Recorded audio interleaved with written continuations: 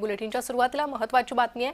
महिला डॉक्टरच्या आत्महत्या प्रकरणी फलटणच्या रुग्णालयात चौकशी केली जाते आहे। फलटण उपजिल्हा रुग्णालयात आरोग्य विभागाचं पथक दाखल झालंय। पोलिसांचं पथकही रुग्णालयात पोहोचलेलं आहे। परिचारिकांचे जबाब नोंदवण्याचं काम सध्या केलं जातंय। तर महिला डॉक्टर ज्या रुग्णालयात काम करत होती त्या ठिकाणी आता जबाब नोंदवण्याचं काम सुरू आहे। पोलिसांचं पथक या रुग्णालयात पोहोचलेलं आहे।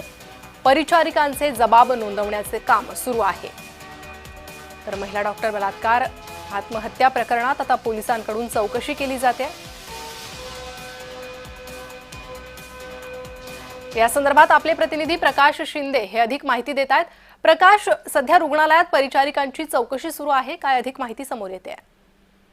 नक्कीच कविता, महिला डॉक्टरांनी आत्महत्या करण्यापूर्वी जे आपल्या हातावर लिहून ठेवलं होतं त्याचबरोबर गेल्या 2 महिन्यापूर्वी एक FIR त्यांनी दाखल केली होती। त्यामध्ये मला चुकीचा रिपोर्ट देण्यासाठी भाग पाडत आहेत असं त्या रिपोर्टमध्ये दिलं होतं। आणि या महिला डॉक्टरने आत्महत्या केल्यानंतर जो संपूर्ण महाराष्ट्रात हे प्रकरण गाजत आहे, त्यामुळे सातारा येथील जिल्हा शल्य चिकित्सक आहेत ते फलटण येथील उपजिल्हा रुग्णालयामध्ये पोहोचलेले आहेत। आणि नक्की या ठिकाणी काय नक्की सावळा गोंधळ चालू आहे याची चौकशी चालू आहे।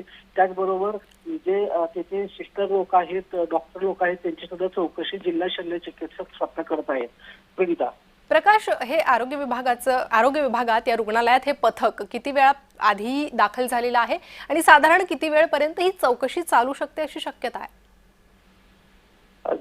गेल्या अर्ध्या तासापूर्वीच हे पथक फलटण उपजिल्हा रुग्णालयामध्ये दाखल झालेलं आहे।